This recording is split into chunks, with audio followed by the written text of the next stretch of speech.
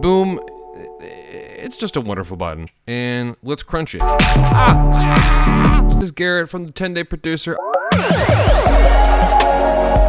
I got another video for you. Today we are going to explore using drum bus and how incredibly powerful it is. But today we're going to specifically be using it on our master bus and just kind of messing around. I got this house track that I worked on last night, and we're going to kind of just blow it up a little bit and experiment how amazing drum bus really can be when you use it really recklessly. Okay, here we go. So currently I've got some setup. I'm just going to show you how it is.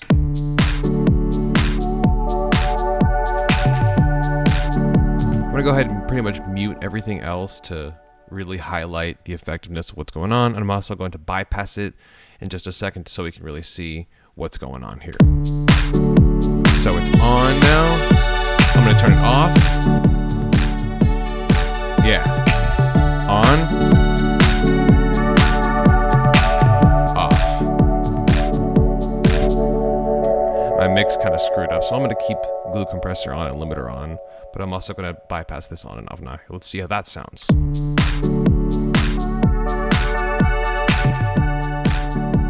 Yeah.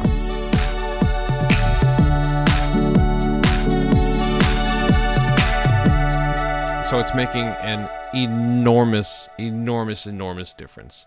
Now what I'm going to do right now is I'm just going to quickly save this because I'm going to really screw this up. So I'm going to save it as BCS for Bearcat Shark, which is my cool producer name, BCS, drum bus, March 21st, 2023, because that is the date.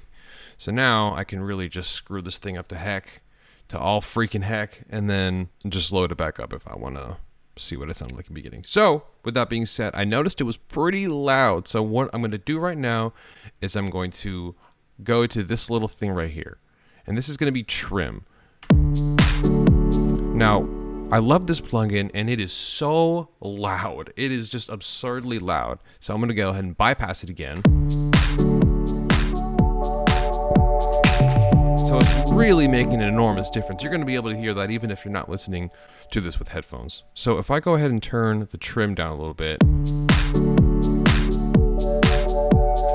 what it was. Move it down to maybe 5 or so.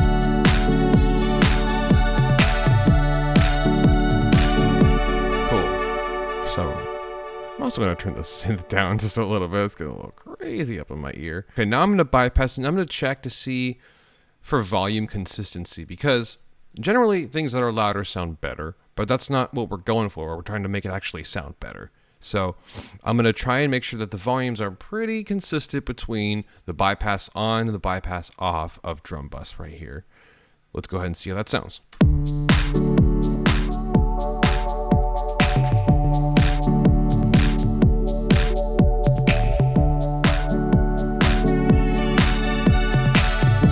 Yeah, it's not as drastic now. It just, everything kind of got pushed up a little bit and sounds a little bit better. I'm liking that. Okay, so that's great and all.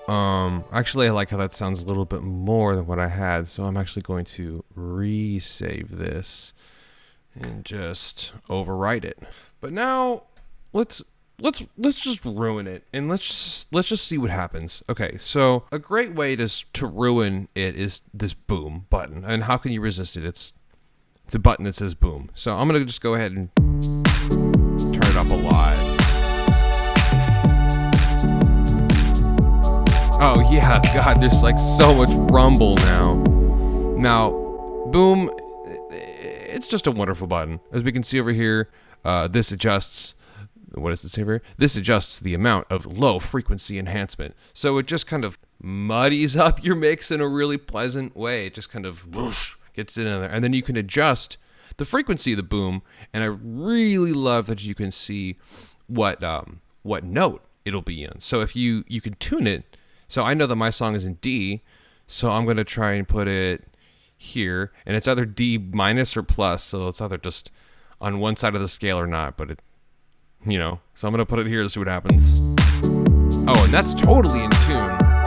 And then there's one more parameter that I can adjust for this boom, and that's decay. So if I turn it down, boom will happen a lot faster.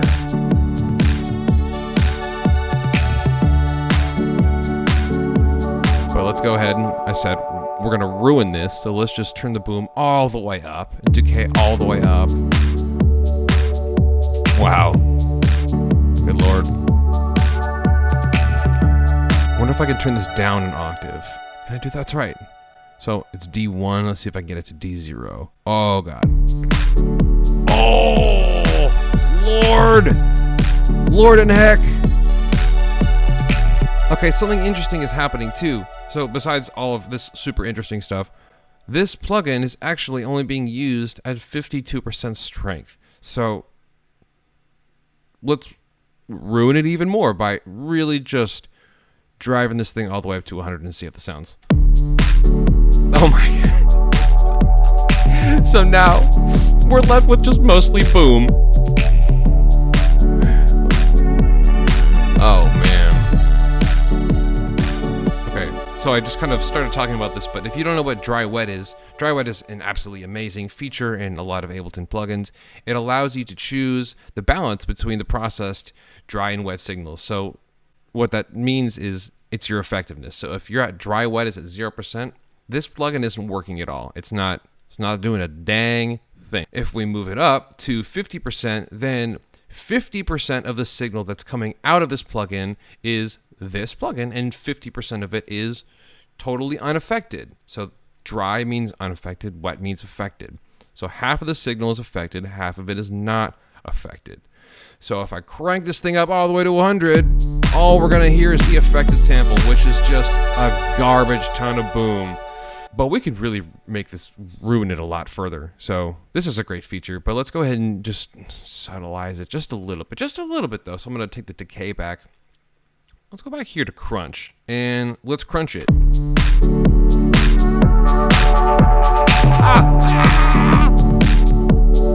So that's it's just dirt, right? We got over here, this adds extra distortion to the mid-high frequencies. So you're just adding some mid-high dirt up in there, which this is kind of difficult. This is kind of hard to use on the master. I mean, I would be using this for lo-fi. I think that would be a great use for this, but since this is kind of like a juicy electro house thing, I'm kind of into my cleanliness a little bit right now, but I'm also destroying it with boom as well. So let's see how that goes. Let's turn it up just a little bit though, because I want to show you how damp works as well. Check this out.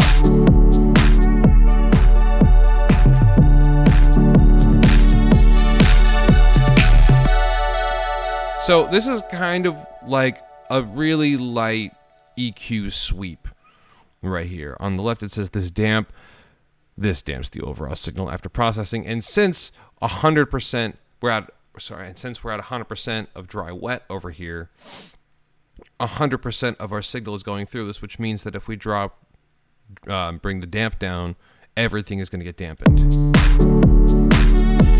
Now let's see how that sounds if I drop this down a little bit. So this can actually be really, really fun. So if I only give us 25%, so only 25% of the sound that we're hearing out of this plugin is the affected signal. Now what's going on is only 25% of the signal is being dampened at this frequency. So most of my sound is actually undampened, but 25% of it is dampened and crunched and booming right over here. I haven't even gotten to drive. Drive is basically just like, I mean, it's distortion, man, you know. If I was really doing this right, I should have actually started with drive, because drive is the way to totally screw something up. But again, I'm kind of having fun making something cleanly, but also kind of nasty too.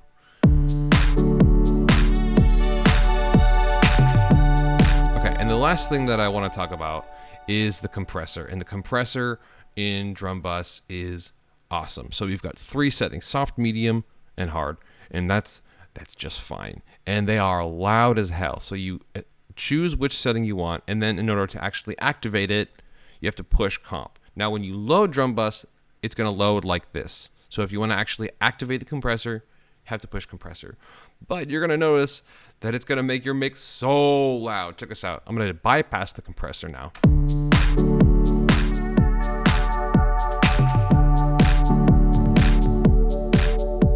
Even though this plugin is only working at 25% strength, we can really hear a difference if I turn that compressor on and off. And that is with the gain down. So the trim is the input level. So the trim is already down, and I've been talking about how loud this plugin is this whole time. So it's already down, and even turning the compressor on and off is already making a huge difference. And that's on the soft setting. Check this out. So now let's just go to medium, and then let's increase the dry wet over here.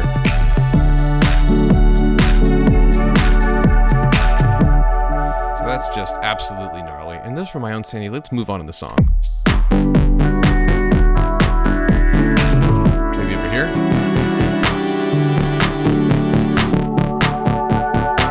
Okay.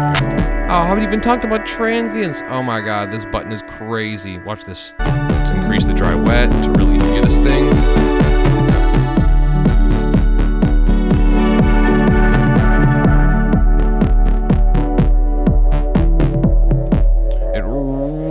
Really changes everything drastically. So what do we got over here? What does it say? This emphasizes or de-emphasizes the transients of mid-high frequencies. Totally. So if you want to really increase the tackiness, bring those drums right up front, then you're going to totally crank transients.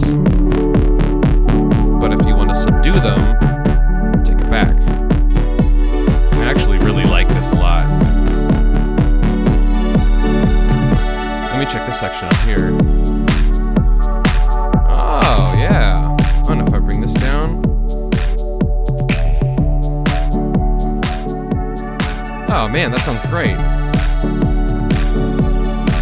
Yeah, it really added a lot of weight to the mix, but it also added a lot of mud, so I'm going to bring it down a little bit. Let's put it back at 25% and see what's up.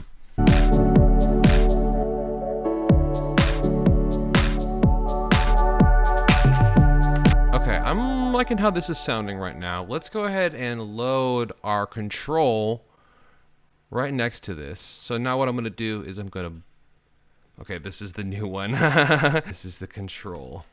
So I'm going to rename it. Whoa, that was a terrible typo. It's okay. What are they? Control? Whatever. Okay, now let's go ahead and bypass bypass control. How does the control sound?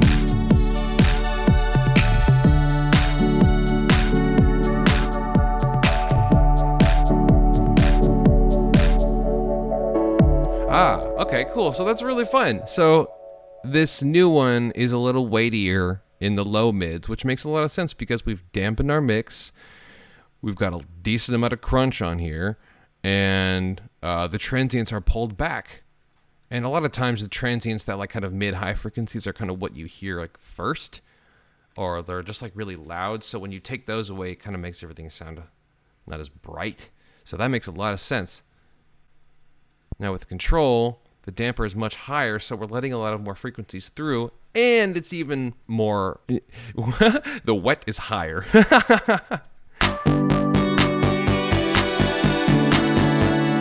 Yeah, I think I accidentally made a drum bus preset for like a nice lo-fi sound, so I'm gonna go ahead and do that. I'll do BCS drum bus lo-fi preset, March 2023, and then I don't need to rename the control because it's already over there. So I'll just go ahead and save this as that.